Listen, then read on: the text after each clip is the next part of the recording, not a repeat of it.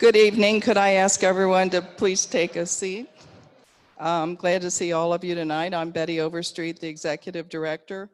We have a lot of speakers tonight, so I'm going to make my part really short.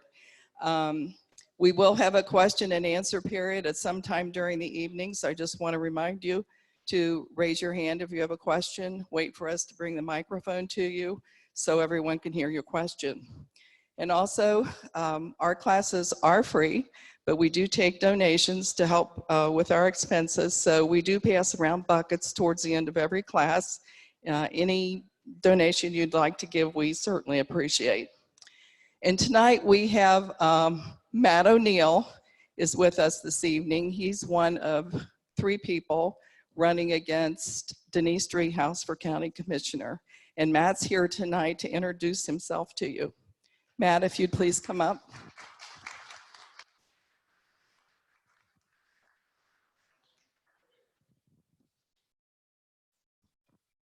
Thank you. Good evening. First of all, yes, I'm Matt O'Neill. I'm running in the Republican primary. So there's 3 candidates running against me. Debbie Flamer is a placeholder, David McCullough, and then myself. Born in Cincinnati, raised on the west side, and spent the last 20 years, I lived in Hyde Park, Oakley area. So the important positions that I'd like to highlight, first of all, the stadium is a disaster. So on my flyers that I'm getting produced, the first thing, no more stadium shakedowns. You know, moving $30 million of sand around for tailgating, you know, not good. Buying a hotel and then not knowing what to do with it, referring to the Millennium Hotel. The Union Terminal was a great project. I supported the renovating of that historic building, but the taxes should have actually gone down now, but they're not going down because the commissioners, you know, are not going to take that off. What's really bad about that is next time there's a good civic project we want to invest a couple $100 million in, it ends up being a permanent tax increase, and people are going to say, well, I'm not going to vote for that building, even though it's, you know, something that I might otherwise support. You know, the bus tax, the 0.8%. Currently, the sales tax is 7% in Hamilton County, 5.75 goes to Columbus, 1.25 is local. Of the local percent, 38% goes to the stadiums, and most of that goes to the Bengals. So of the 1.25, the bus tax would increase taxes by 64%. 87 million people have enjoyed the Reds, Bengals, and the Museum Center over the last 25 years. My position is increasing taxes by 64%. Should anything need to be done with those stadiums, should the Bengals, you know, the people may or may not want the Bengals to stay, but the fact is that, you know, to put $1 billion stadium in or renovate the Red Stadium or anything else, you know, you get to the point where you begin to, you know, max out the taxpayers. And I think that's a bad plan for the future of the Hamilton County and the taxpayers and all the things that might do it. So, I mean, those are the important issues, you know, that I wanted to go over. And I just don't know that any of the other candidates that I've been in forums are even talking about, you know, tax issues as such. So thank you. And I hope you have your vote on 17th. Thank you, Matt. Thanks for coming in. I just want to mention a few of our classes coming up next Tuesday. Former Congressman Jim Renacci will be here talking about his book, The GOP's Lost Decade, What's Wrong with Washington and the Reality of Really Being in Washington. I hope you'll be here for that class. It's going to be very interesting. And then next Thursday, we're going to be over at the White Oak Garden Center learning about gardening and how to attract birds, bees, and bats to our backyard. So I hope to see you over there. Now I need you to get out your tickets. Dan's going to come up and we're going to have our door prize drawing.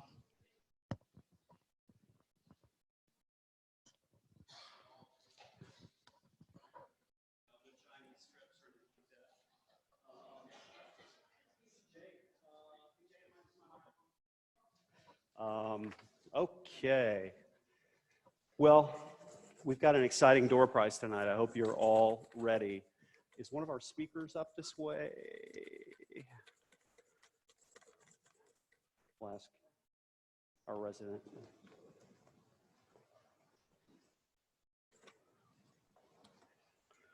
How about number 740? 740, Lori Burnham. This is one of our bigger door prizes. It's a Lego bus for you.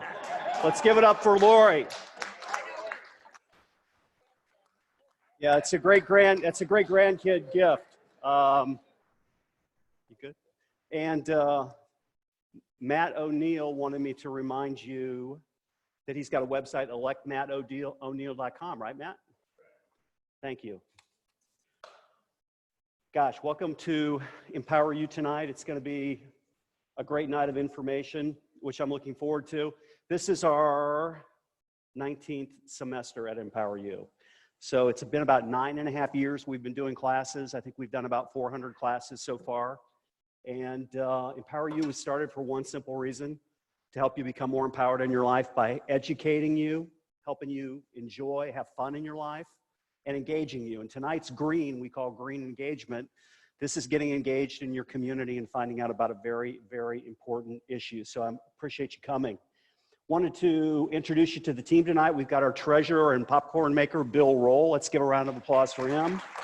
We've got our producer, Jay Grenke, in the back. We've got Joe Platt, who's one of our board members right back there. We've got, and we've got Betty Overstreet, our executive director. We're also I'm very glad tonight to have a very important person here with us, and that's Kurt Hartman, who has helped EmpowerU over the years teach a very important subject, which is the Open Meetings and Open Records Act. It's super important that you understand what's going on in government. And Kurt has taught that class for EmpowerU many years. He's running this year for Common Pleas Judge in the primary on the 17th, which is the same day as the Sorta vote. And Kurt will be back on Tuesday to say a few words, but let's give him a round of applause. He's a great guy. We've got a bunch of people online tonight. Welcome, everybody. Glad you're getting engaged. Thank you for joining us. Tonight's class will be recorded. It'll be available at 4 o'clock tomorrow online. If you know anybody who missed it, who doesn't understand what issue 7 is, tell them to watch it. It should be good. And we're also super excited to welcome Charmaine McGuffey, a candidate for sheriff here tonight. She'll be speaking in just a little while. Let's give Charmaine a round of applause. So we're going to start off with something a little different tonight, and I'm going to ask one of our speakers, Cam Hardy, to come forward. Cam, would you come forward, please? So oftentimes, for people that are important, we give out Empowered Citizen Awards. These are people that have really done something important in their community. And I wanted to read this quote to you, and this is from Cam Hardy. Bus operators are on the front lines every day. Their expertise and opinion means a lot to me. We should be working with them to ensure that we are running a smooth agency. I stand with bus operators. They are heroes. Thank you for your work. This is a gentleman who really, through his concern about the transit system, through his words and actions of supporting better bus and transportation alternatives in Hamilton County, he's an empowered citizen, and I want to recognize him before we get started. Thank you, Cam. Thank you so much. Appreciate your work. Thank you.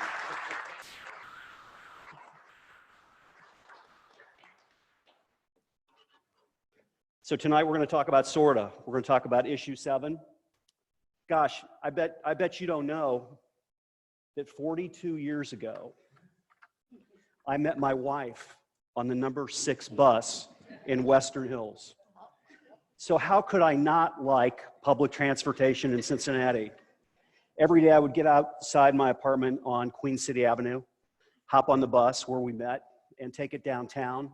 And those were the days that living downtown Cincinnati was just the greatest thing in the world. Every night we'd go out someplace, have fun, get into trouble, and then hopefully the bus would be operating. And I gave this to my wife 40 years ago, this little bus, which is just like yours, Lori. And on the back of it, it actually said that 40 years ago, the bus cost 35 cents. So things have changed a little bit, but so no matter what side of the issue we end up on tonight, everybody should know I'm a real big Cincinnati Metro fan.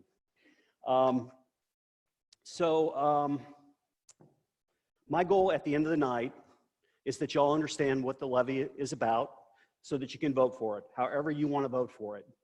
I'm going to just go over 5 or 6 questions that I hope the speakers tonight will incorporate into their conversation with you. And then we're going to let them talk. And we've got a structured format. We're going to stick to it. Sorta is going to present a presentation for about 17 or 18 minutes. They're going to take questions. Bill Monnier from the Chevy Gazette's going to come up and talk for a little while, and then we're going to take combined questions, and anything will be open. The only thing I'm going to ask you to do is I'm going to ask you to be respectful of everybody here, because that's how we do it here. So I've just got a few questions that I want to lay the groundwork for of what I'm hoping that you'll walk away and you'll know the answer to when you walk out the door tonight. I also kind of want to recognize one other person who's with us tonight. That's Craig Creasy, who's the president of Sorta? Chairman of the board. Let's welcome Craig here. So what I'm willing to do for tonight is to stipulate that Hamilton County will run Sorta. I'm not sure of that, and I've asked them to clarify that to me in writing, which they've refused to do, but I'm willing to stipulate that tonight. The things I want you to walk away from understanding about this levy is the city-county relationship. Can this relationship work when there's so many things that have failed? The stadiums, the banks, MSD, the new music venue. At the end of the night, I'm going to pass out an article, an opinion piece that Dusty Rhodes wrote about the terrible situation at MSD, who many of you get your sewer service from, and how it's so dysfunctional. Several people have told me, you know, Dan, you're kind of worrying too much about this relationship. You're kind of ranting on it. I remember well when I went to a meeting about Union Terminal and Music Hall when they were talking about putting that as a tax. And it was so divisive in that meeting that the city and county couldn't agree on who owned the urinals at Union Terminal. That's how bad it was. And I'm wondering how, if you can't even decide on that, a simple thing like that, you read about it in all the papers, how are these groups going to work together to give us the best transportation system in the world? I hope our guests will talk about that. The levy is a 100% increase in dollars to Sorta. Is this too big an ask? Can a quasi-unelected board with no accountability run this? 25-year term, is this too long? Can changes be made along the way? Can we adapt? Why is it 25 years? The Cato Institute findings, which I'm looking forward to one of our speakers talking about, talks about ridership down dramatically nationwide because of Uber and Lyft. It talks about each ride being subsidized $5 or more across the country. And it talks about the fact that poor people are buying cars, and the only growth segment really for transportation is people making $75,000 or more. That's millennials. And finally, the infrastructure component of the levy. I think there's kind of a concern among people who live in the county that all the infrastructure money is going to stay to fund unfunded city maintenance. Is that going to be the case? How will we make sure it's not the case? If you walk away knowing this and a few other things tonight, then I think you'll be able to, and understanding them, then I think you'll be well on the way to knowing what you need to do. So let's get into it. We're really pleased tonight to have 2 people who are going to discuss issue 7 and Sorta's position on it. The first is Brendan Cole. Brendan is the Senior Vice President and Chief Operating Officer of the Cincinnati USA Regional Chamber. Prior to joining the Chamber, Brendan was the Senior Director of Government Relations and Regulatory Affairs at Kroger. Cole was the Legislative Director and Press Secretary for Cincinnati Mayor Charlie Luken. Cole is a member of the board of Sorta and the Mercantile Library. Originally from Columbus, Ohio, Brendan graduated in 1999 from Xavier University with a bachelor's degree. Cam Harding will also be presenting with Brendan tonight. Cam was born and raised in Cincinnati. He works at Frost Brown Todd Law Firm in intellectual property, and he's the co-founder of Better Bus Coalition, and he's also an empowered citizen. Let's welcome them to EmpowerU.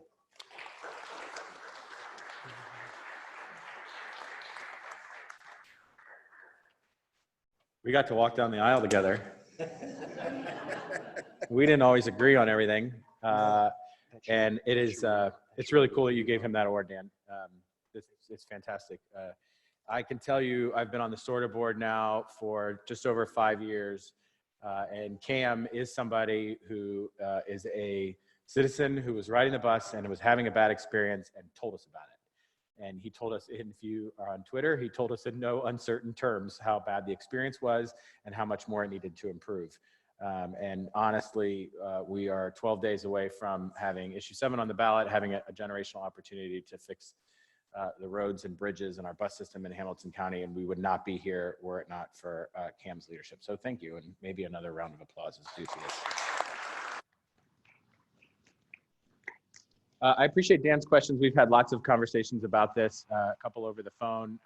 We met on Twitter, which I appreciate the medium for that, and then had a couple of conversations about it. I'll do my best to answer every single one of these questions for you as best as I can. Please ask questions when we get to the Q&A session. We will stay as long as we can.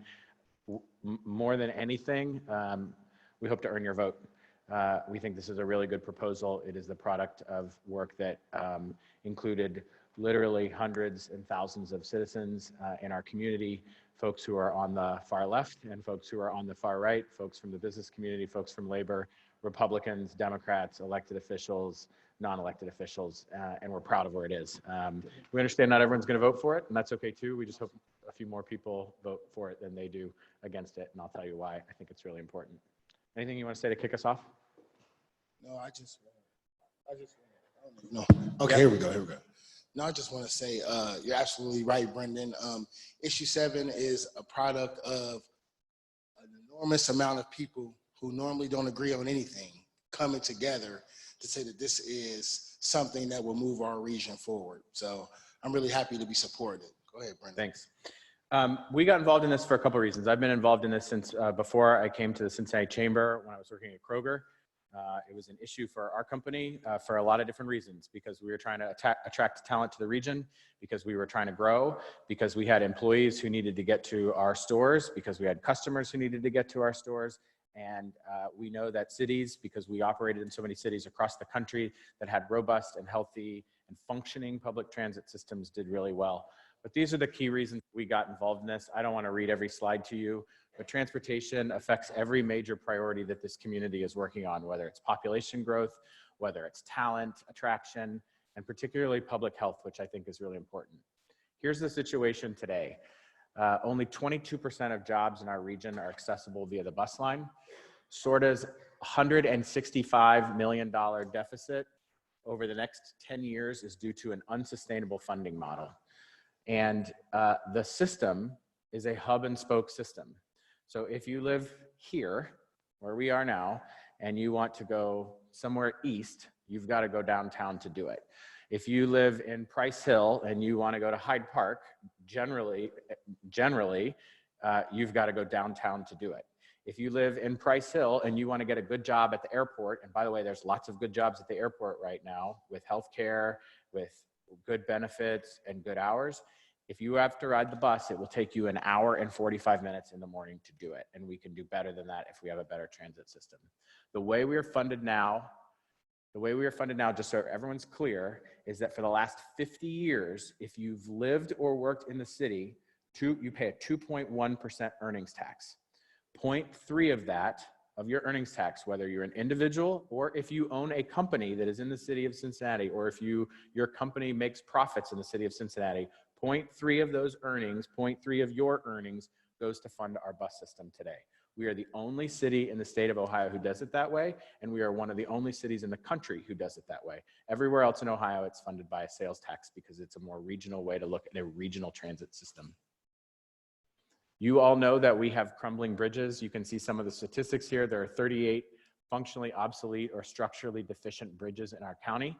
If you have driven over the Western Hills Viaduct, you know that it is not in great condition. If you have driven under the Western Hills Viaduct, you definitely know it is not in great condition. That is a white knuckle drive, and people have literally had pieces of concrete fall on their car. That is unsustainable.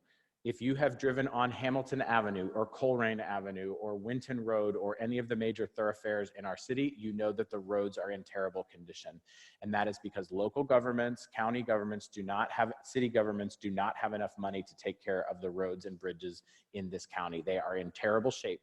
And if when we bring businesses to town to try and get them to locate here, or businesses to try and expand here, and they drive on a road that is like driving on gravel with potholes that are deep that tear up cars and cause problems for middle-class families, they say this isn't a place where we could grow and expand. And the cost to resurface these roads has gone up, so we'll talk about that a little bit. So here's the opportunity. The 0.7%, 0.8%, 7 to 7.8% earnings tax, sales tax will raise approximately $130 million a year, of which about $100 million a year will go to fund improvements in our bus system, sustainable bus system for our community, which is what Dan and Cam were talking about at the beginning. And about $30 million a year will go to fund road and bridge infrastructure projects in our community, throughout the community. And per some of these questions, I'm going to talk about this. Here was the first step. This was really important because early on in the idea, we said, let's just put two things on the ballot at the same time. Let's say that in the city of Cincinnati, you will vote to reduce your earnings tax. And then in the county, which includes the city, obviously, everyone in the county would raise the sales tax to be able to, and that was the swap. So if you drop the earnings tax from 2.1 to 1.8, live or work in the city, your earnings tax goes down, raise the sales tax from 7 to 7.8, sales tax goes up, funds the bus system, roads and bridges. We were going to do that in two separate elections. And we talked to some folks, particularly some folks in the county, who said, now, wait a minute. What happens if on that same day we go vote and we trust you and we pass the sales tax and then folks in the city don't reduce the earnings tax? Then the swap that we've been talking about doesn't end up working. So we said, you know what, you're right. We'll go first and we'll do it in the city. And we changed the charter so that in the charter, the constitution of the city of Cincinnati, it says that if in the next year we pass a sales tax to fund regional transit in our system, in our region, then the earnings tax will go down. There's no ifs, ands, or buts. It is codified into the city's charter. The earnings tax, when we pass this and start collecting the sales tax, will go from 2.1 to 1.8. If you live, or this is important, if you live or work in the city, and you make more than $20,000 a year, this is a tax cut because your earnings tax is going to go down so much, and the average sales tax that a family pays that goes up by that much is less than what the earnings tax will go down. So that's according to every statistic that we've been able to find out. So that's important here. So issue 22 was on the ballot in November. It passed 76% to 24%, passed in every precinct from Saylor Park to Hyde Park. Step 2 is this issue. This is what's going to be on their ballot on March the 7th. You can see the ballot language. A lot of people don't read the ballot language. I ask you to read the ballot language because I think it's important. It tells exactly what we're going to do. It says that we're going to raise the sales tax. They wouldn't let us put the part about the charter, the earnings tax going down in there. It wasn't able to, legally, we weren't allowed to put it in the ballot language, but most people know that. Here's what I think is really important. It's about midway through. With none of the proceeds used for the Cincinnati streetcar. And I think that's important. There are some folks here who might like the streetcar. Maybe not. But not one dime, not one penny of this will go to fund the streetcar. And I think that's really important. And then it talks about how this is going to be broken up on roads and bridges. What's going to change with the bus system, and this is really important if you ride the bus, it's also really important if you rely on someone that rides the bus. And every single one of us in this room relies on people that rides the bus. If you go to a hotel or a restaurant or a retail shop or a Kroger store or a Walmart or anywhere that you go, chances are there's somebody who works there or who is helping you at in nursing homes and hospitals who ride the bus, and that's really important. What this will do is increase frequency. If you miss the bus today and you're on a route with a bus that comes every hour, you're out of luck if you're trying to get to a job, and that is a huge problem. So we're increasing frequency pretty dramatically. On some routes, we will have up to 15-minute frequency. So if you miss, you can catch the next bus and get to where you're going faster. That's really important. Span is hugely important. If you are downtown and you're trying to get home and the bus leaves at 5:50 and that's the last bus out of town and you have to work late for 15 minutes, 6:20, you're out of work, and you don't have a way home. You're calling somebody to come give me a ride. You're paying too much money for a taxi or something along those lines. And so we're going to be able to increase the span. And in some cases, by the way, on, is it 6 or 8? 6 corridors throughout the city, we will have 24-hour access. And that is hugely important. We talked to hospitals, we talked to manufacturing plants, we talked to logistics companies who all told us that the days of 8 to 5 are over. And we need to be able to have people who can get here at all hours. So on the main corridors, so think Reading Road and Madison Road and Glenway and some of the more highly trafficked areas, not through neighborhoods, but through the main corridors will have 24-hour service. And then trip time is important. Cam lives in Northside. He works 2 blocks from me downtown. It takes him 40 minutes to ride the bus right now. And so because we're increasing the frequency of these routes, because we've gotten rid of some stops along the way to make the system more efficient, he can get where he's going. All of this is on our website, and you can explore it and learn about it. And I think it's really interesting. And if you're into transit systems, and by the way, there are a lot of people who are, you can see where the routes are. You can see where we're gonna have 24-hour service. You can look at the our website, the connected region, to see how it connects to some of the growing jobs hubs in our region. So these are some of the benefits there. You can see here some of the maps. Just I'm going to go through these really quickly. This is frequency, 15-minute or less on the bold. You can see that. You can see where we're going to add more frequency. So this is a dramatic and important expansion of the system. I think there's been some questions out there that just says, are you going to just keep doing what you're doing? And the answer is no. If we're going to have a truly regional system, we have to have it serve the region. And so you'll see more crosstown routes there, more frequency.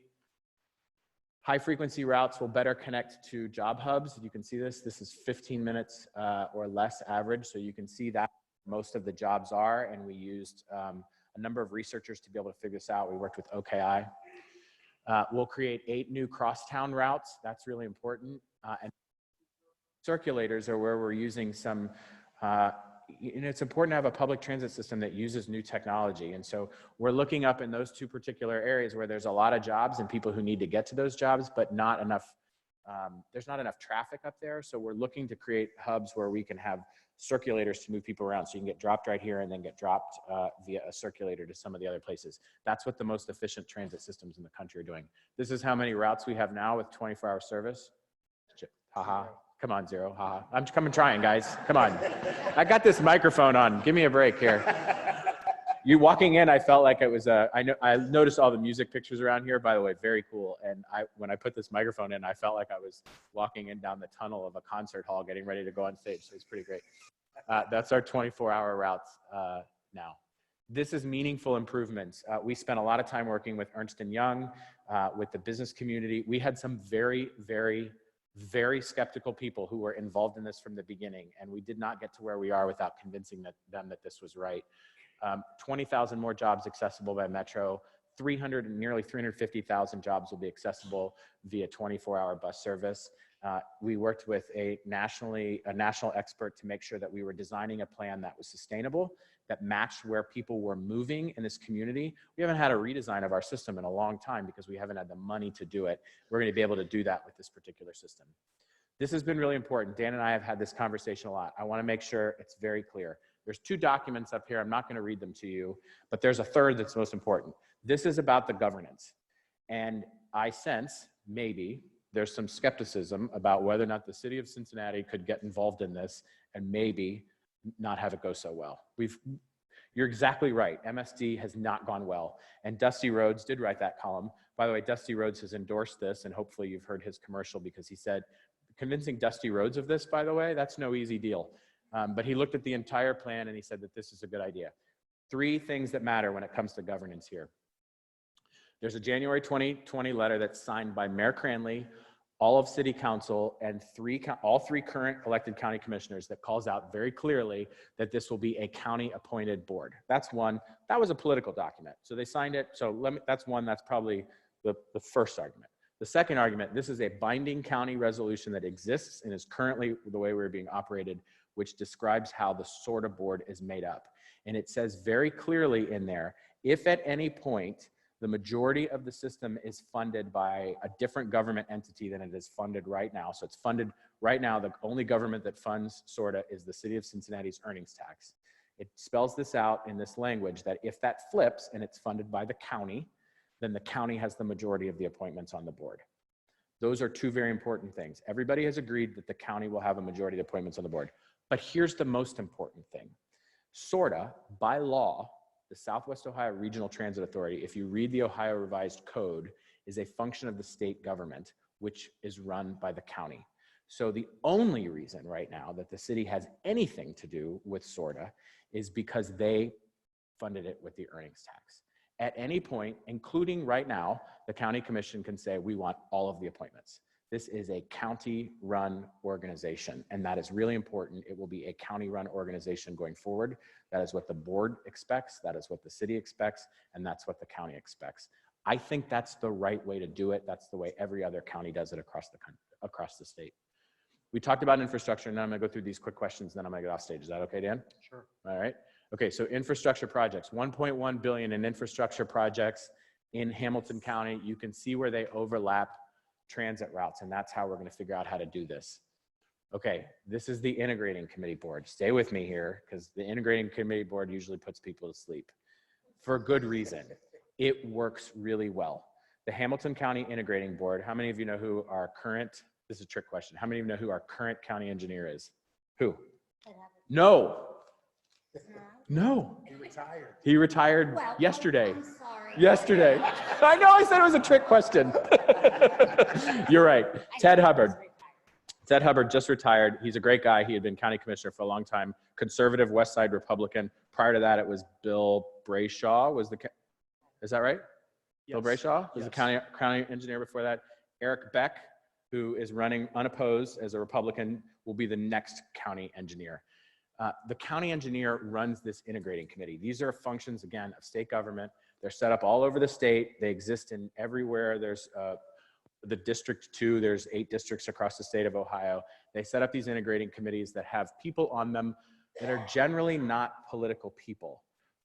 In many cases, sometimes they're township mayors, but they are government folks who work very closely with engineers, with infrastructure experts, with folks who know where you need to do a road. This is not a group where you go in and you say, I'm gonna lobby you to fix my road, or I'm gonna horse trade so that if you get Hamilton, I get Madison. That's not how this works. This is one of the most efficient boards in the county when it comes to deciding what projects are funded. It's how the state money is dispersed right now. It's how the county engineer money is dispersed right now when it comes to figuring out what road projects are the most important.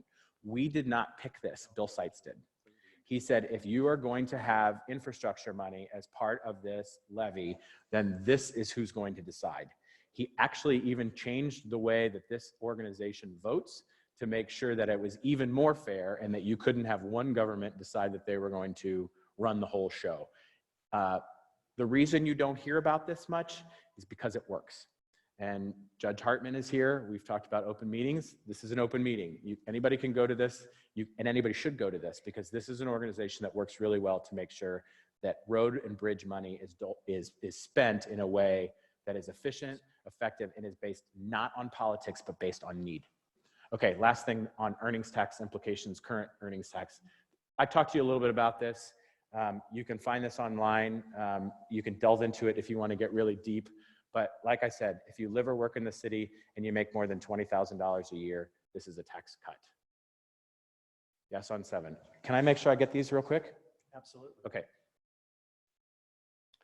Have I stipulated the county will run Sorta? State law, current existing city-county agreement, all of them say so today. There's My 3. only concern about that, Brendan, the county came out and said, we own MSD.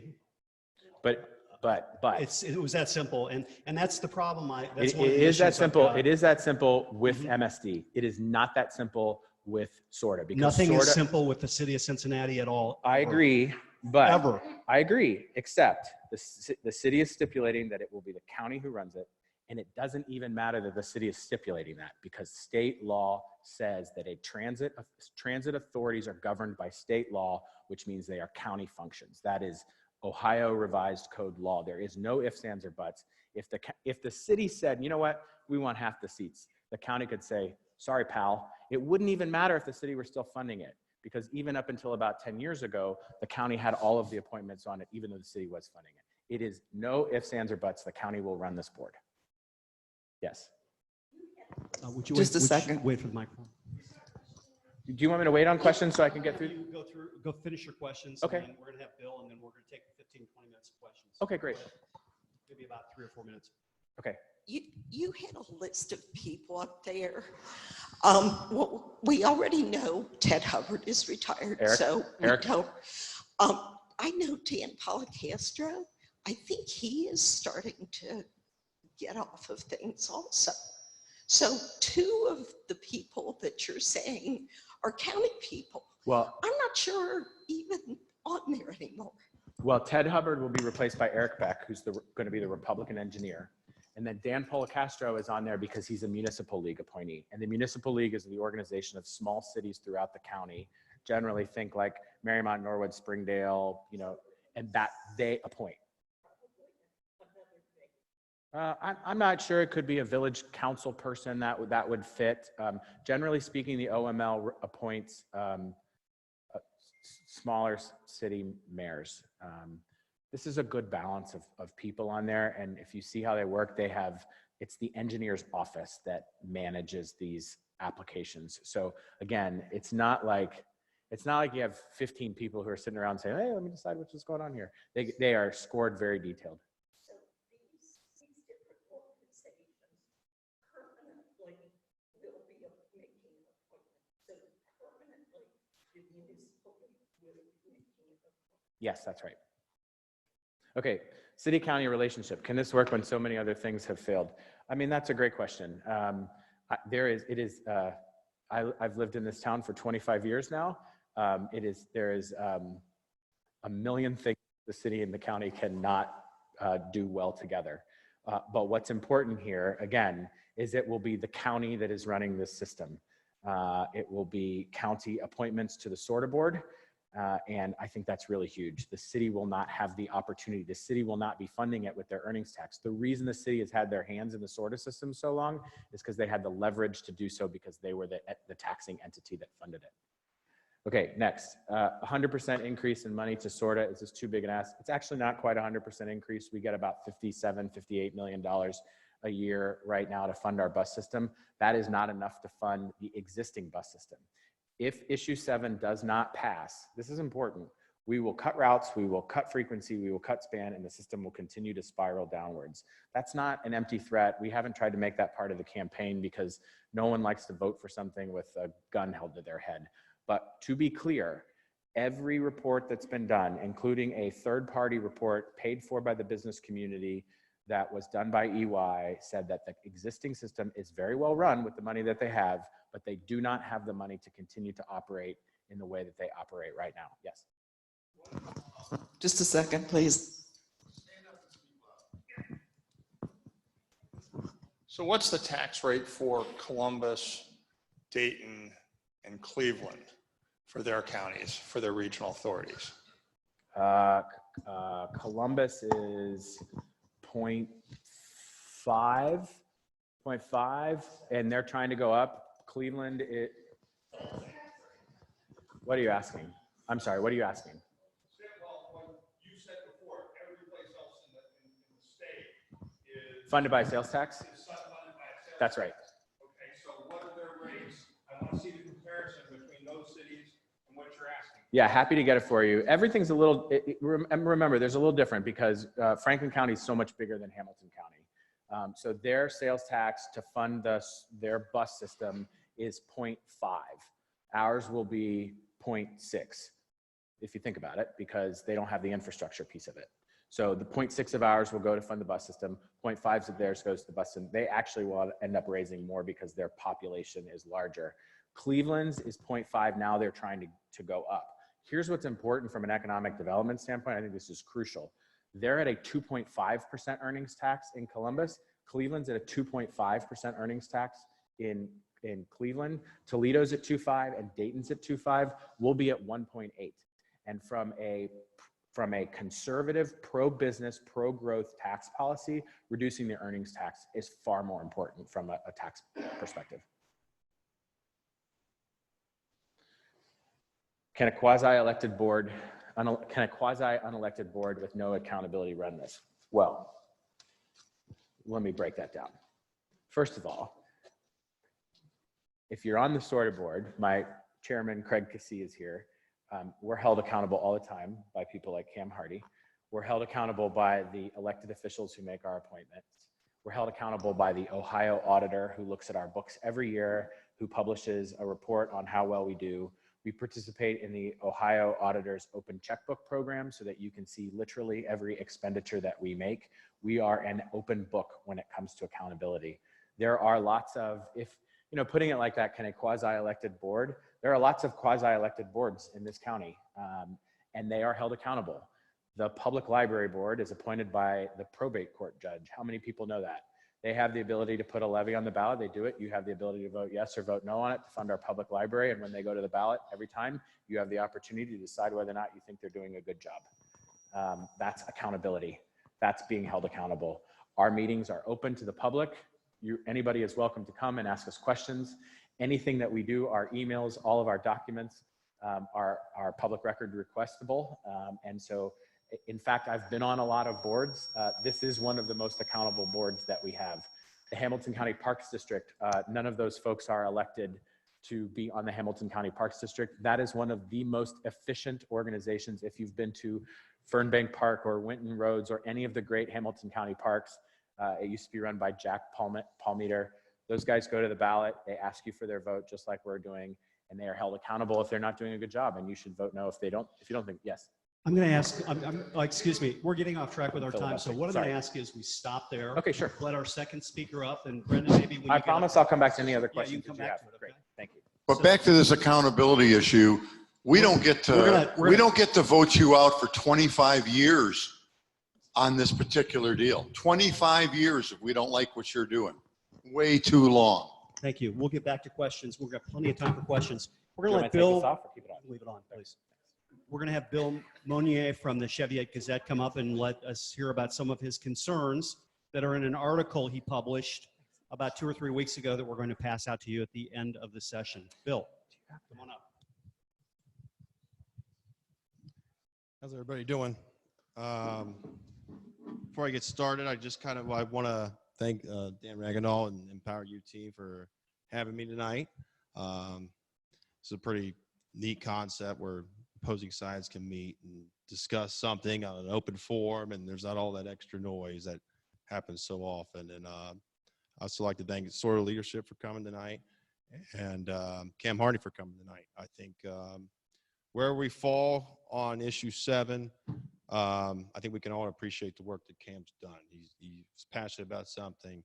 He took to it, and you know he was going to get it on the ballot one way or another.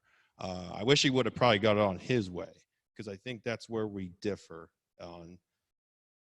It's not that I don't.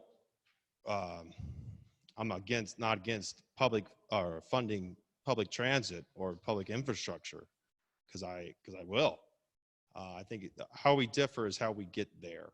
And I think a $3.2 billion subsidy over 25 years, which the county's already proven when things are supposed to expire, they don't necessarily expire, is a little much. This levy would give us this second highest sales tax in the state and the highest increase Hamilton County's ever seen. For a failing bus service that 2% of Hamilton County even uses. And I think it's important to look at, so actually let me back up a hair. What got my attention was a headline I saw. It said, Western Hills Viaduct sees funding, it'll finally get the funding it needs to fix it. Oh, well, great. I started reading it and I just got more and more and more confused. Started hearing things about an integrated community and our committee, and 100 million annually was going to go to Sorta, and only 30 million going to go to the infrastructure. But we had people, PG Sittenfeld, councilman, talking about how we got to seize the moment. Got to vote yes on this levy so we can get the viaduct fixed. We got falling rocks. And I just, I started diving into it more and more and more there. And I started looking at, well, we're thinking about giving $100 million annually to Sorta. I think it's important to look at their track record, and it's not the best. If you want to rewind to just 2018, sort of lo and behold, we found $8 million. There it is. I don't know how you lose $8 million. At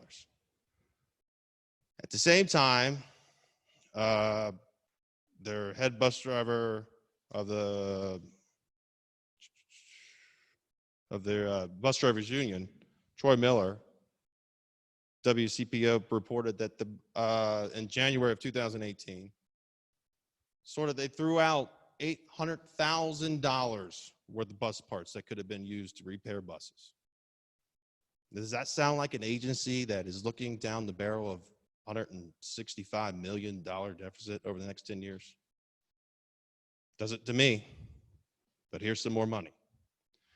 At the same time, while that's going on, workers are worried about losing their job, routes getting cut, but Sorta hands out raises to their top 2 streetcar employees, one for 17.5%, one for 20%. 2014, their CEO steps down, gets $210,000 as she walks out the door. And then just recently, CEO steps down, says he couldn't pick a better time. It was right when they found that $8 million. Gets $98,000, I think it was, as he leaves, and gets to stay on the Sorta board for 6 more months. So when you start breaking that down, and why is this infrastructure even in there? If this is what we need to see, well, it's clear. They need it to get this passed. That's the only reason it's on there. When you think about 50,000 drivers that use the Western Hills Viaduct, and the Campaign Finance Committee of the City of Cincinnati is proposing $2 million to place nets under the Western Hills Viaduct, so we don't have to keep dodging concrete. I would like to see that fixed before we reroute a bus system that 2% are using. And now the other part of that, because I always hear this champion of, we need to fix the infrastructure, gotta vote yes, gotta vote yes. And then the streetcar, it's also important. Why is that in there? Well, they couldn't wait to get that off their books. Well, weren't you overseeing it? Weren't you running the operation? So now the City of Cincinnati is going to take charge on there. And that's only going to cost $500,000 to make that change. But what's money? But that's very important, because Hamilton County voters, they don't like to hear streetcar. The perception was, if that's on there, then the fund's going to go for there. So we got to get that off there. They did a good job. They put their ducks in a row. I will give them that. And then if we think back at that time of the streetcar, when that was happening, and you think about now, what's happened? Innovation, technology, how we get to work, how we work has changed. More people are using share rides, Lyft, Uber. You're seeing scooters go down the road, bicycles go down the road. Who would have thought that? Nobody. It's all changed. Almost just as many people walk to work than use the metro system. Where are we going to be in 25 years with a bunch of buses that we very well may not need? The whole public transit system will be outdated. And for government or a Sorta board to predict who is going to need what ride where, I don't see that happening. And I think the track record speaks for itself. And again, it's not that I don't support the problems that Sorta is facing, because they are real problems. What they were talking about earlier, if you miss a bus and you got to wait, but that should be worked out. I mean, we can have that conversation. I think this result, issue 7, is just a terrible deal. It's a ripoff of the taxpayer. And I'm yet to hear an apology to any of us of why we're at this point. So that's where I'm coming from. And yeah, I'll just leave it there. Bill, let's give Bill a round of applause. Brendan, I'm going to ask you to come on up. Okay,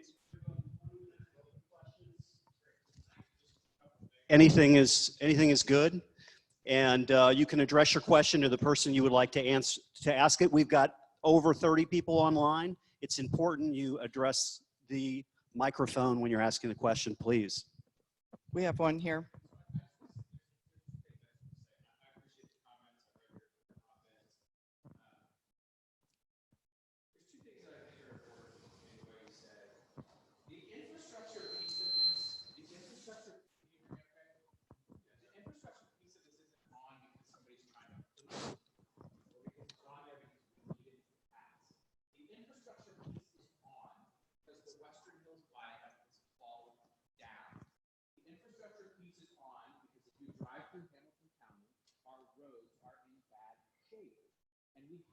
Do something about that. And I have news for you.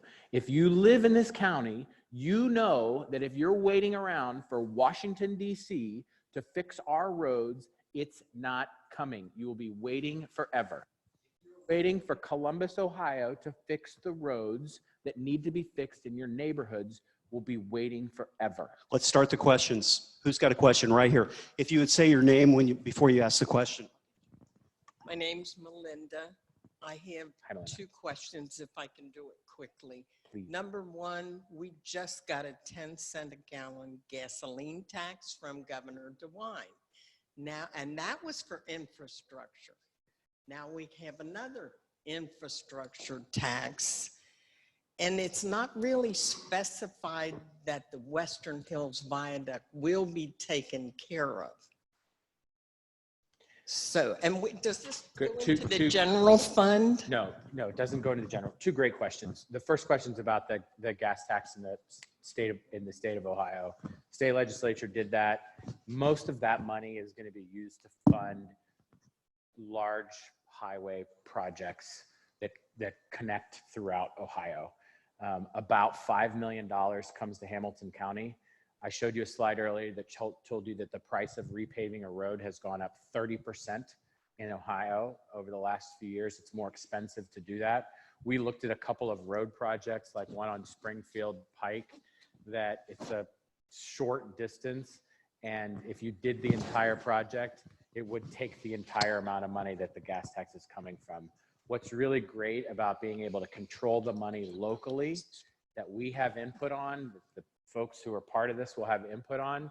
What's really great about that is that that money will be able to leverage us being able to pull down other money from the federal government. So if you talk to OKI, which is a nonpartisan organization that helps manage that, they say that if you have a local match to be able to do these sorts of things, you'll be able to get it done. The Western Hills Viaduct, you're right, it doesn't say Western Hills Viaduct in that language. But if you talk to anybody who's involved in this, including the county engineer, it's the #1 infrastructure project in our community. It's a $350 million project. And the only way that we're going to be able to get it done is to be able to have a source of income over a period of time to fund it. And to that point, because a couple of you have asked about the 25 years, it's a fair question. It's a totally fair question to ask, why is it 25 years? It's permanent right now. So we had a long conversation, and there were some board members who said, hey, it's a permanent funding source. It is written into the city's constitution that point 3 is going to fund the system. And we said, actually, we think that there should be some accountability. We think long-term, the transportation system in the country is going to change. And we thought, should we do it for 5 years? Should we look around? The reason we settled on 25 years is simple. If we are going to do big projects like the Western Hills Viaduct, we have to be able to bond on the money that's coming in. And if you only have a certain source of funds that comes in for 5 years, you can't go to the market and sell bonds to be able to fund a $300 million project. Brendan, I cut this gentleman off. Sorry. Mr. Wolf, I wanted to give him, did you have another comment you wanted to make? Well, yeah, I've got about 10. I think when you first started out your I'm going to go for a beer after if you want. I'll buy. Again, I'm Craig Wolf from Glendale. When you first started out your presentation, you told us about all the crumbling infrastructure, and we all know that because we've driven into potholes the size of our cars. The issue I see is that with the numbers you gave, and I hope I got these right, 300 million goes to fixing the roads, which is the big problem of bringing all the other companies here and everything else, and 1.1 billion goes to buy a bunch of buses, which are going to break down just like the streetcars are for the 2% of the people that use them. I mean, this thing is totally out of balance. You ought to be taking 1.1 billion and fixing the flipping roads and buying a couple more buses. You're going to find out that all these 24-hour roads or routes, that nobody is going to ride them, just like nobody rides a streetcar. Well, look, I mean, I appreciate the question. And again, if you have 10 questions, I'll take all 10 of them and I'll talk to you afterwards. That's fine. But here you just saw a little bit of how difficult this is to do, to solve a problem, to solve Cam's problem, to solve our county's problem when it comes to crumbling roads and bridges, to solve the fact that we have because this gentleman over here said, you know what, I support the bus thing. I think we do need to fix the bus system. I'm not sure about the infrastructure piece. And you're saying, well, maybe we need to have more money for the infrastructure piece. We tried to balance this as close as we could as possible. There were some people who wanted us to do much more for the bus system. We said, you know what, let's be thoughtful about this. Let's do what we need to do to improve the system and to make it better, to be able to serve more companies, serve more people, serve more routes in the community, and still have a meaningful impact. The $30 million a year will help us access more money from the federal government. And then this is important. This gentleman over here has got lots of good information. Unfortunately, not all of it is facts. It's not 2% who ride the bus. It's closer to 15% who ride the bus in Hamilton County. And that's not as high as it could be. There are other cities like Columbus, Ohio, that's investing in their system and they're seeing ridership go up. It's not as high as it could be, but it's still 15% of the people. And by the way, folks, it's 15% of the people that we all rely on. It's the 15% of the people who work at Christ Hospital and will do your blood pressure. It's 15% of the people who work at a hardware store and help you where they need it, and they need to go home and they're trying to take care of their family. So It's 6 out of my 70 employees. Let's take another question, Betty. Thank you for saying that. Yeah, Doug Oppenheimer from the city of Madeira, Hi, Doug. a resident. So the first thing I wanted to say, in Madeira, for those of us that pay taxes and live in Madeira, we've been hit with about 4 new taxes. One, we just had the second reading on an increase in the earnings tax that'll raise a 550 more thousand, over $500,000 more a year. So I think the timing's not too good if you live in Madeira. The next thing is, in the 1950s, when I was a young guy, back then, there weren't many people that had cars. My family didn't have a car at all. We rode buses everywhere. People's Corner, you transferred downtown on Fountain Square, you transferred. You mentioned earlier something to the effect that that may not be so great, but you know what? Maybe that's the most efficient way to do it.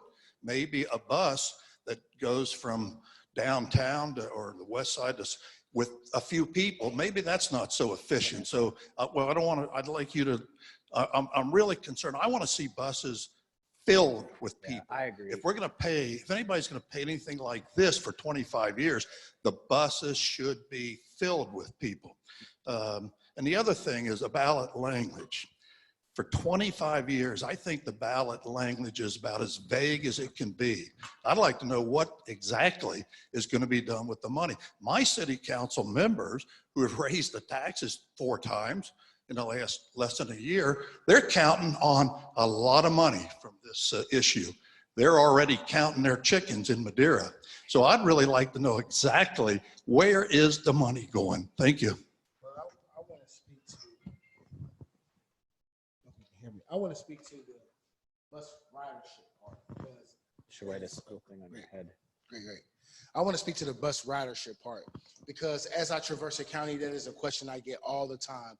Why do I see so many empty buses? Why are we investing if the buses are empty? I would like to briefly explain to you why. Oh, gotcha. I got you. No problem. I would like to briefly explain to you why you might see an empty bus. Today, I took the 78 Springdale Vine from downtown where it starts its route at 6th and Vine. I took it all the way up here. It's about an hour and 20-minute ride from downtown up here via the bus. That bus was packed all the way until we got to the Zone 2 part of the route, which is around the Wyoming or Hartwell area. So that tells me, with also more people getting on as we go. So I'm saying that to say that a bus is not going to be packed from downtown all the way to the end of the line, which is Tri-County. That's unrealistic.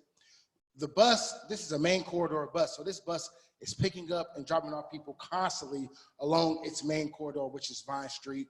I've got pictures of this bus pack we were on an accordion bus. So it's a double bus, and it was packed. I will show you guys the pictures after this, but the bus was packed most of the way. So there's a lot of factors that go into why you may see an empty bus. Maybe that bus is out of service or something like that as well.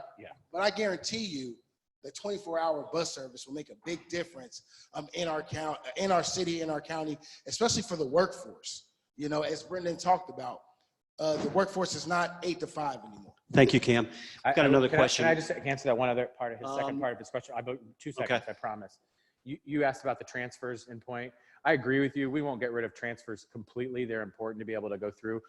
You all know this, you live here. One of the functions of our county is that we're not a grid county. We studied in Indianapolis, and I was jealous because everything's in perfect right angles, so it's real easy to move people around.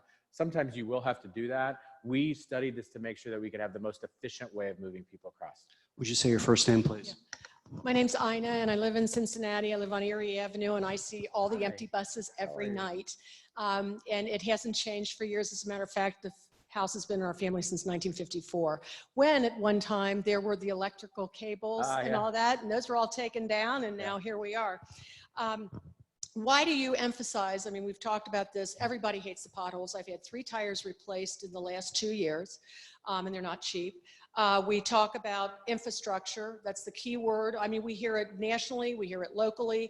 I travel. I see potholes everywhere. We're not the only city with them. And I never see them repaired. Kind of makes me wonder who's keeping up with this, and can't just be cost. My understanding is with the integrating committee that the work that they choose to do will also be whether the buses are affected. So if, say, on Observatory, they don't have a bus, but Erie does, Erie would be more preferential than Observatory. The other thing is, why 25 years? We keep asking this question, why'd you do 5? And let's see how it goes, and then bring it up for a vote. And why would you put so much, you know, we put all the key words in there. We all care about the Western Hills Viaduct. We all care about potholes. We're all upset with the streetcar. I was down to talk about that, but they brought all the union in there to tell us how wrong we were about what we were talking about. They brought in Toronto in, who's broke, and showed their beautiful system for $750 million.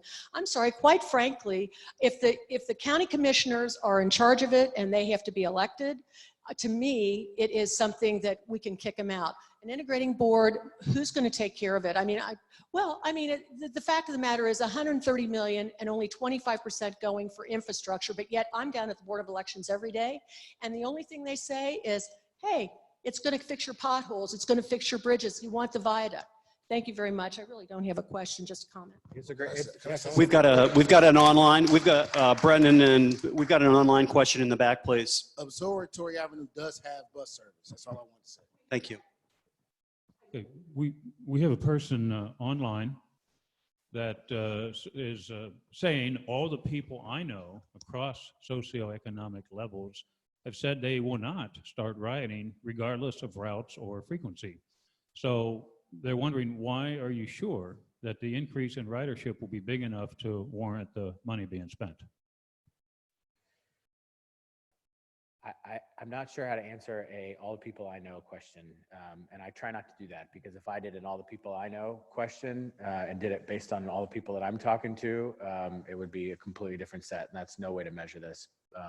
What we have done as an organization is work with renowned experts to say, if we build a system that looks like this, that connects where the jobs are, that connects where the people are, that connects where there's growth and where there's not growth, this is what we can anticipate the growth to be when it comes to our bus system. So it's easy to talk to your neighbors and say, nobody's gonna ride, none of my neighbors are gonna start riding the bus. But when you talk to people all across the county and you look at this from an expert perspective, which is what we've done, we've been able to create a path for growth for our system. One of the reasons the bus system has suffered some decline with our ridership is because 12 years ago, after the recession, when the dollars went down and you couldn't fund the bus system anymore, we didn't cut routes, we cut frequency and we cut span, and it made it less efficient of a system. And so people stopped riding it. We saw that. That's part of the problem, is that people like Cam, when he started riding the bus, it's not a great experience. We can do better. We can do better for the people that Cam rides with every day. We do people better than the people I ride with your 8 employees. We got a quick comment from Bill.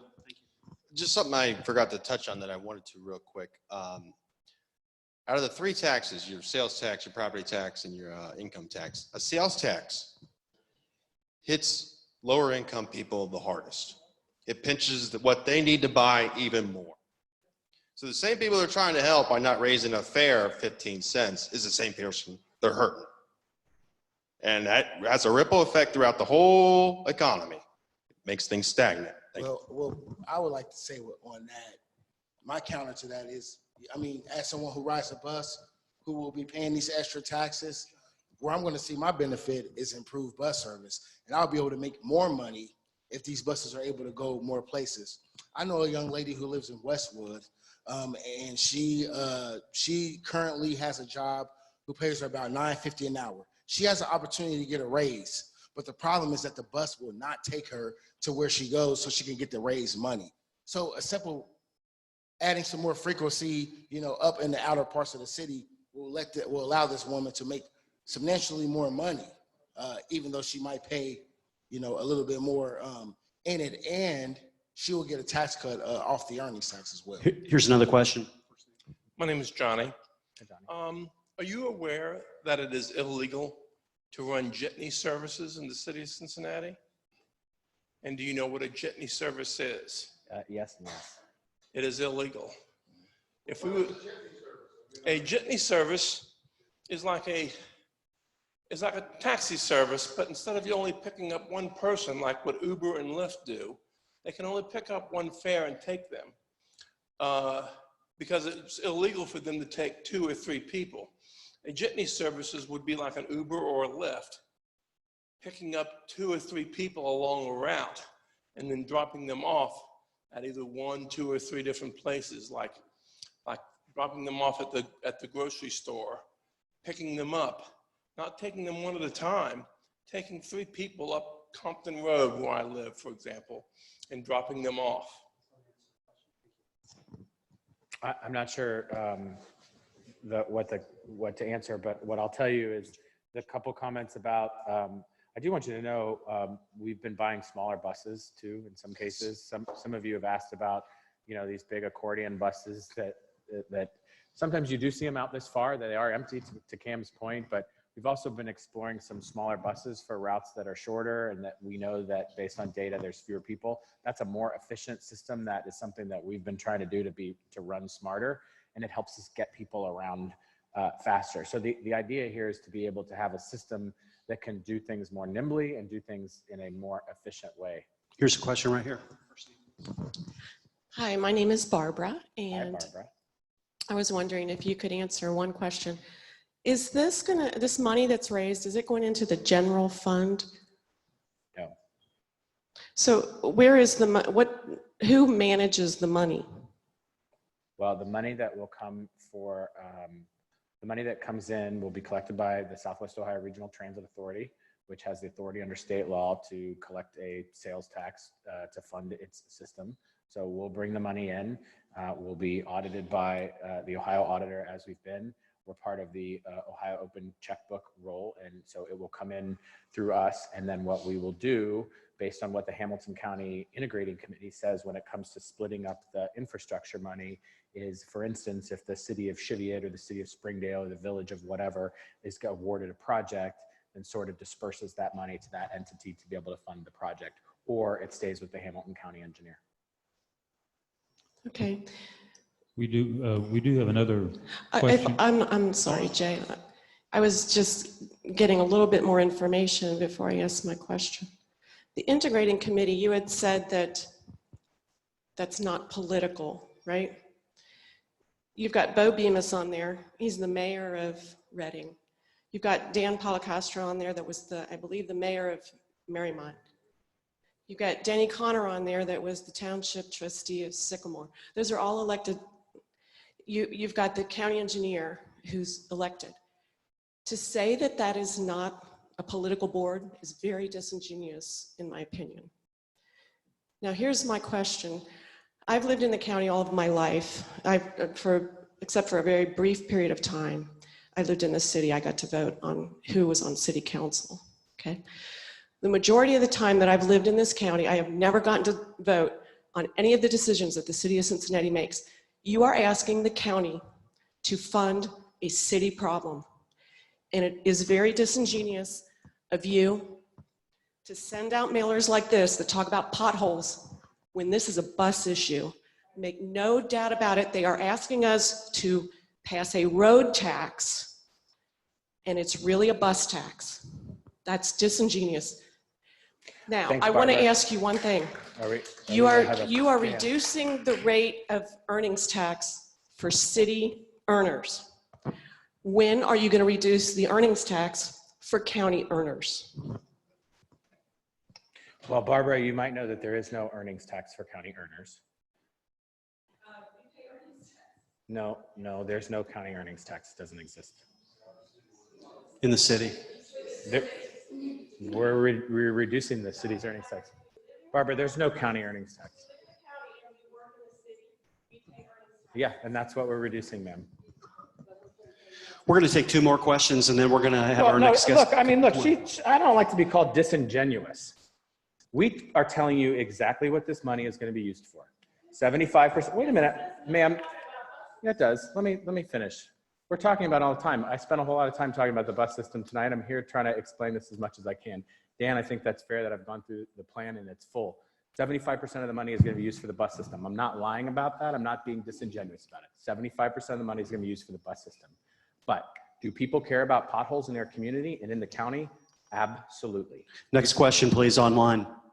Hey, we have another online listener who is interested in more of a breakdown of numbers. This person gives the example, they believe that Ted Hubbard secured $146 million of state money to repair the Western Hills Viaduct. They're wondering how much the actual repair is. And in general, this person believes the taxpayers would be more receptive if they were seeing more details about how the money was going to be spent. Appreciate that. We're trying to share as many details as we can. If you go to reinventingmetro.com, every single detail about what we're going to do with every single dollar of the bus plan is laid out there. Like we've talked about when it comes to the Hamilton County Integrating Committee, that's an organization that currently operates, so you can look at their minutes, you can look at how they score projects. The Ted Hubbard piece about having already secured $150 million, that's incorrect information. There is not a full funding plan right now for the $300 million Western Hills Viaduct. Thank you. Last question. I told him I have 2. The first question is for both. Will you come to beers afterwards too? Yes. Our friend from Cheviot and for both of you. I'd just like a little clarification. Is our ridership 2% or is it 15%? And, you know, is it 2% of the county and 15% of the city, or can somebody? We had 16 million rides last year. Yeah. We have done surveys about how many members of what percentage of the population that is. It's anywhere from, it's roughly 12 to 15%. Is it county ridership or city ridership?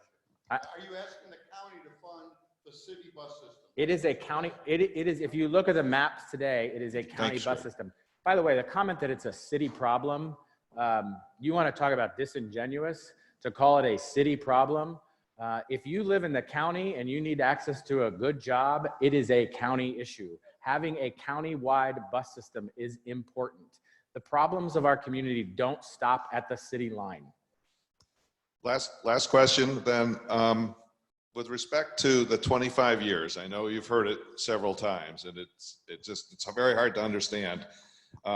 As an example, if we end up someday in the near future with a Green New Deal, what's going to happen to all that investment that you're making today in buses? And where are you going to find the tar to fix the roads if there are no petroleum products available? Well, I will tell you that when you have sir, I appreciate that question. I don't, you know, the world's changing quite a bit, but I will make you this promise. When you have the debate on the Green New Deal in this room, I'll be there. I can't wait. and that we will. I'm sorry, we've just got so many questions we're not going to answer. I'm hoping after we listen to Charmaine that Brendan will stay out front. Maybe Craig will take a few more questions. And let's give our 3 panelists a great round of applause and a great thank you. Thank you so much. Cam, thank you. Thank you, Bill. And let's give our empowered citizen, Cam Hardy, a round of applause too.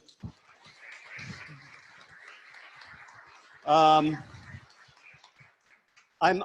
really thrilled to have Charmaine McGuffey here to join us tonight. She's the Democratic endorsed candidate for Sheriff of Hamilton County. So much of what we're concerned about as citizens is having our governments protect us. It's really a core function of government. And I'm hoping Charmaine, who's a retired major, a former commander of jail and court services, and a 33-year veteran, I'm hoping she'll tell us about what her vision of the sheriff's office is. Let's welcome Charmaine McGuffey. Thank you. Thank you very much. I'm Charmaine McGuffey, and I'm running for Sheriff of Hamilton County. I've spent a 33-year career in the Hamilton County Sheriff's Department, and I'd like to tell you a little bit about my career and who I am. I rose in the ranks from sergeant, lieutenant, captain, and then major, the highest ranking woman in the history of the Hamilton County Sheriff's Office. And in that role, thank you. And in that role, I commanded a staff of some 500 uniformed men and women, about 100 support staff, and very importantly, 1,400 prisoners. We have the third largest jail in Ohio, and I was in charge of that jail. When I took over that jail was rated the worst jail in the state of Ohio. The jail inspectors from the Ohio Department of Rehabilitation and Corrections had come down and done an audit through our jail and rated it the worst. In just 3 years, with my leadership and the excellent supervisors and staff and the hard work of all the officers, we brought that jail up to the rating of the best jail in the state of Ohio. Thank you. And people ask me all the time, well, what does that mean? What it means is, it means that you have incurring less liability. It means you have a more efficiently run facility. It means you address problems that could potentially drag you into, astronomical lawsuits and drag down your organization. It means that we count and look at every piece of infrastructure that we have, and we run a very tight ship. And that is exactly what I think we need to do with the Hamilton County Sheriff's Department. Sometimes people are a little bit, they have questions about how our Sheriff's Department is structured. Well, we have a sheriff who, by law, is in charge of any jail facility in that county. And every county has their own jail facility. The sheriff, by law, must run that facility. There is also road patrol. Road patrol is a sheriff's responsibility in any area that does not have their own municipal police department, okay? And thirdly, the sheriff is in charge of security for the Hamilton County Courthouse. So it is a very wide and varied office. There are very many responsibilities that the sheriff has and opportunities to invest and change in our criminal justice system. So when I took over that jail, my very first goal was to move us out of 1950. For decades, we had been in a system where we are incarcerating people over and over and over again. Our jail was built for 850 people. We had 1,400 prisoners in there. That's a bad situation. So my goal was, one, we've got to move these people out of this jail. Two, we have to be fiscally responsible with how we manage this huge facility. So my platform for being sheriff is this. Accountability is so incredibly important. The Hamilton County Sheriff's Office has a lion's share of that budget. We have the largest amount of money coming into our infrastructure, our sheriff's department, than anybody else in the county. And we have to manage that money. We can't just keep raising the budget. I don't know if you guys remember a guy named Simon Lease. He was the sheriff of Hamilton County. I worked for him for 26 years. He promoted me twice. And he did so because I was very well aligned with a lot of the issues that he felt was very important in that office. And one of them was fiscal accountability. The current sheriff that is there now is millions over budget, 18 million over the past 7 years, It has grown the budget. And, you know, it's still not an efficiently run operation. So when I'm talking about accountability, I'm also talking about transparency so that people can, you know, I don't know if you've ever heard of e-checkbook, where you can get online and actually view what is being spent in that organization, how dollars are being prioritized. That is exactly what I want to join. I want to put that out there. I want to put it on the table, and I want the public to help us decide these are things that are priorities in our sheriff's office. And when I talk about reform, all right, I want everybody to understand this. I am a law and order candidate. I worked in nearly every facet of that Hamilton County Sheriff's Department. I'm a certified police officer. I've worked some of that job. I've worked in the courthouse. The bulk of my experience is in that jail. And what I found inside that jail is we are not moving people along, and we must move them along. The days are over when we can just incarcerate people and let them sit around and watch Jerry Springer on TV, because that's what they do all day. No, if you guys want to get out of jail, if you want to make the most of your time here, let's teach you how to go get your driver's license back. Let's teach you how to, you know, pay your child support and where to go to do that. Let's develop relationships with you and service industry so that those people can help you when you walk out that door to get a job. Because you don't move along just because you had treatment. Treatment is great. I understand treatment. I love treatment. But I also understand the need for people who are, one, a captured audience, no pun intended, two, receive information that will help them. And it's my understanding, and the way that I tell people is this: listen, I've been in this business a long time. I've seen failures, I've seen justice, I've seen injustice, I've seen success. But one of the things I know is this: we can do better in the way we structure that system. I started reform platforms, and before I get into that, I want to say this: there are people out there who need to be incarcerated. Some of them for the rest of their lives. I know, I've met them, right? But there are also people that we can move along out of that system. So when I took over as major, I brought in the community services, and we started Women's Heroin Recovery Pod. We started a men's veterans pod. Men who are veterans typically deal with specific issues, right? They deal with PTSD issues. They deal with housing issues. So we target services to them so that they get what they need to move on. We started a men's exit pod so that they could get hooked up with things like St. Vincent de Paul and housing and things like that when they get out of jail, to start over again and start their lives and start becoming a part of society. I can tell you right now, nobody wants to live in that jail. None of those men and women want to be there. They're there because they're paying consequences for their actions. And when they get finished paying those consequences, we need to move them along and say, please do not come back. This is not the business that we want return business. So when I say reform, I talk about those things. I brought in many other things that are meant to educate people. A book club for the women of general population, who's, by the way, the average reading level of prisoners in our jail is about 5th grade, all right? We've got to move that mark. We got to get those people along. We do offer a GED program. It's not nearly as well staffed as it should be or well supported.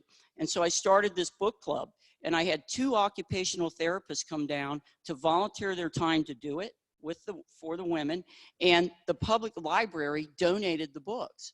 And my point in telling you this is all of the things I did in the jail, and I did many more things than that to move it along and bring education in, came without one cost of a dime to any of the taxpayers.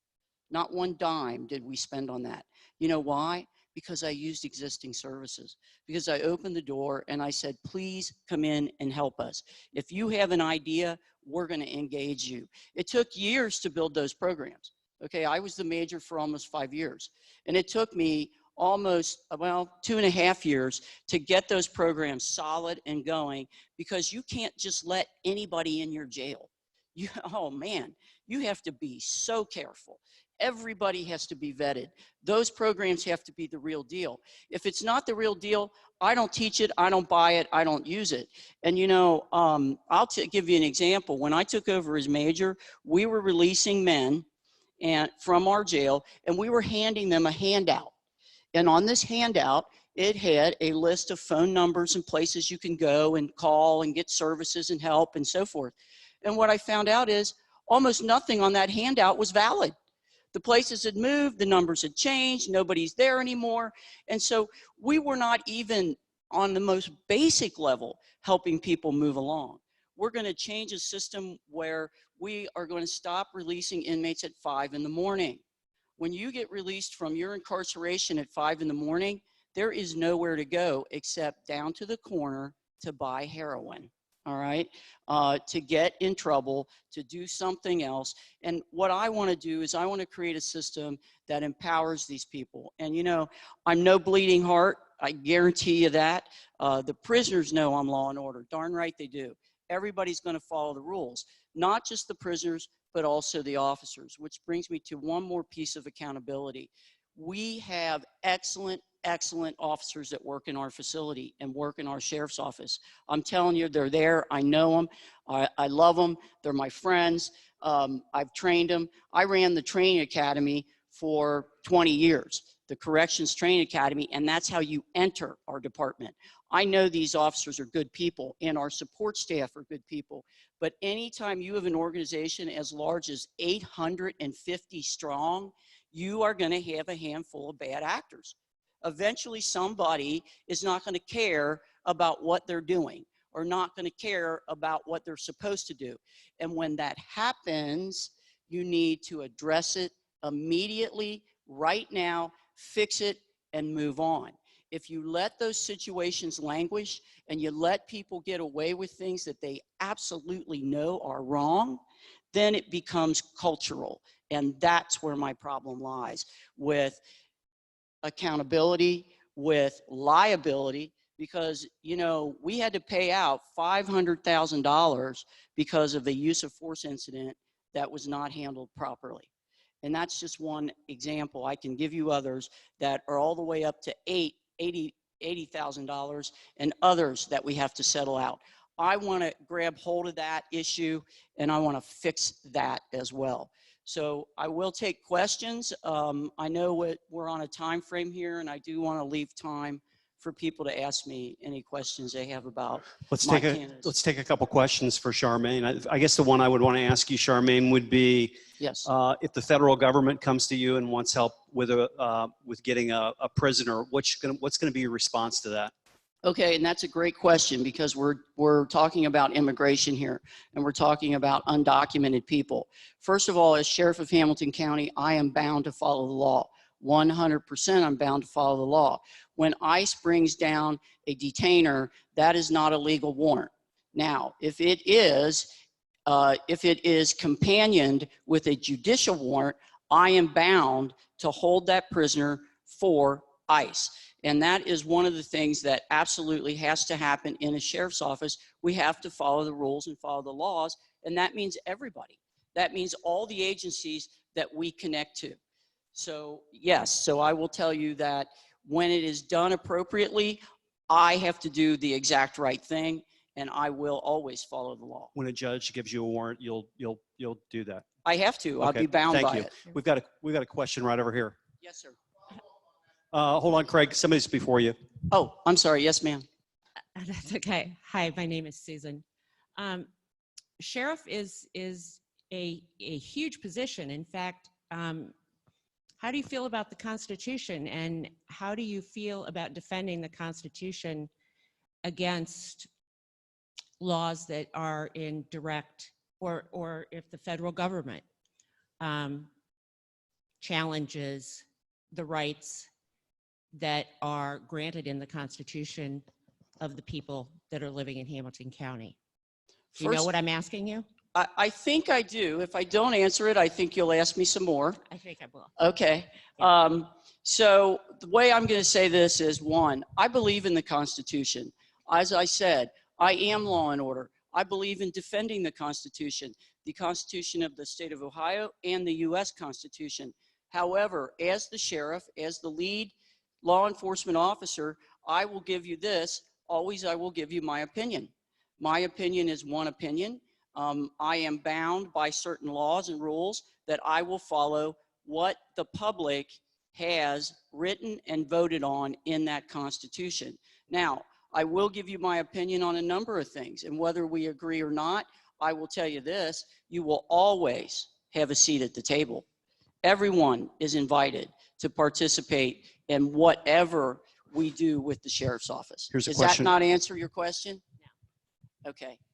What I'm asking you is that I'm sure you're aware, as most of us are aware, there are tons of laws that are on the books that are in direct violation to the U.S. Constitution. And as sheriff, you are in a unique position, yes, to stand in front of the citizens of Hamilton County, yes, against the federal government at any time. I could do that. Yes, ma'am. Right. What I'm asking you is if you will honor the U.S. Constitution and the rights of the residents of Hamilton County in that situation. What I will do is I will honor the Constitution as I am bound to do by law. That's what I will do. It's absolutely the answer I have. I mean, you know, as sheriff, you do not have the leeway to say, I'm not going to follow the Constitution or I'm not going to follow the law. You don't have that leeway. But I will tell you this, we're going to have all the I's and T's, what do you say, crossed and dotted, you know, when we deal with situations that the public is interested in. Here's another question right here, Charmaine. Yes, yes, sir. It's Craig again. I'm going back to your and Dan's discussion on immigration. Yes. Are you suggesting that the current sheriff is not doing what you would do? You said that you would follow the laws. Are you suggesting the current sheriff is not following laws? That's the first half. Following law, I'm just telling you what I will do. I, in fact, cannot speak to what the current sheriff's doing because I'm not in there. I really don't know what he's doing. I know what he's telling people he's doing, but I have no idea if that's really how it's being done. I know what the policy is for immigration and the way we will deal with people who come into our jail who are not documented. I know that. What I will tell you is this. If someone is going to be placed on an ICE detainer, I will want that to be accompanied by a judicial warrant. That is the legal process that should be done in this county. It's the way that I am legally bound to act, and that's what I will do. Okay, that was just a follow-on. So my real question is, you made an impassioned plea there about how you changed the jail system in 2.5 years. Yes. How did you do that with all the same people that had it as the worst jail in the state, and you made it the best jail in the state with the same people? Well, I'll tell you how. It comes from the top down. That's one thing. Two, that jail had not been inspected for almost 3 years because we had the crash in 2008. So nobody'd been in there. Nobody'd been in there kind of checking on it and telling people what to do. And that's what happens. When you don't check on things, they kind of go awry, right? And I will tell you that those people were on board. They don't want to be in the worst jail. No, tell us what to do then. And that's what they did, and that's what we did. I hand-selected people I thought were best suited for that job. That's another way I turned it around. I didn't just let anybody work on it, right? I hand-selected men and women who were very detail-oriented, who had good computer skills, who knew IT, who could get us there to move that mark. So yeah, you know, we have excellent personnel. I'm not saying we had the worst jail because our people are bad. Not by any means, not at all. We have great people, and all I did is empower them to work better. Here's a question right here. Yes. If I understood you correctly, you're talking about the jail overcrowding, and conceitedly, yes, it's well overcrowded. Yes. But you talked about getting the population from the 1,400 that it is approximately down to the 800 capacity. Right. And how do you do that? You got judges who are ordering incarceration. So you got a Yes. judge ordering 180 days in the Justice Center. Right. And you got bond being set. And if they can't meet bond, they're held in the, so how do you as sheriff from 1,400 down to 800 when you got judges ordering incarceration and bonds? Well, the way that I do that is I start communicating. I start hosting meetings and committees that will include the judges. One of the things I found as the major was this. The judges would call over, and some of them would be quite irate because we'd release people because they were, you know, they used to call it a sheriff's release. We don't really call it that anymore, but they met a criteria. Even though they had a bond, the sheriff could sign and we could actually release them. And that's what we were doing. And the judges were quite upset about that. But the other thing I found out is the judges were very uneducated on what we were doing over there. So I literally marched myself over and sat in committees with the judges, different judges that would invite me and entertain me. And I explained to them exactly what we were doing. And when I did that, when I showed them the number and the stats and the people, they were like, oh, well, I think I can help you with that. I think I can do these other things to help you manage that. And that's all I'm asking, is that we all work together. You know, there is a movement that's coming across the nation, and it's called no cash bail, right? So if you can come to jail, I can tell you, I can afford $50, $100 to get out of jail, all right? But there's a lot of people that can't. And they'll sit in that jail for 2 weeks until they can get to, because that's how slow our system is, that's how it works. And they're gonna sit in there for 2 weeks. You know how much it costs to support that person for those 2 weeks? That's $80 a day. And so what I started doing is calling judges directly, myself, and I would call them and say, hey, Your Honor, you know, I got this guy here. I mean, you know, can we talk about him? I mean, this is what he's been doing. Here's his history in our jail. And typically when the judges, you know, decide to cooperate with us and they want to help us out, we can move the mark exponentially. We really can. I met with the public defenders. I met with the prosecutor's office, and I found out that when we all start communicating, we can fix it to a point where we can start releasing people appropriately. There are so many agencies out there, y'all, that can help us with community corrections. That's what I call it. We have electronic monitoring. I happen to work in that unit. That's amazing. Electronic monitoring is amazing. I can't believe we don't have more of it. I worked in that unit for 2 years, and one day we literally tracked a guy to the trunk of his car. He was in the trunk of his car, and we tracked him to the trunk. We opened the trunk, and there he was. And, you know, my partner, I didn't know what he was going to do. I had my hand on my taser. My partner goes, go get the camera. Nobody's going to believe it, you know. So you know, we can do so much more. Charmaine, we had a class last semester right here of a young lady in Columbus that was killed by somebody that had an ankle monitor on because the Columbus police were not real-time monitoring that person. Now, is the sheriff's office real-time monitoring people with ankle bracelets on? Because if they're not, I mean, it's nothing. Well, and yes or no? Yes, we can do that. But are you? Well, the sheriff's department no longer has electronic monitoring. The sheriff got rid of it. My opponent lopped it off because he couldn't manage it budget-wise, which I did not agree with. We needed to hold on to that.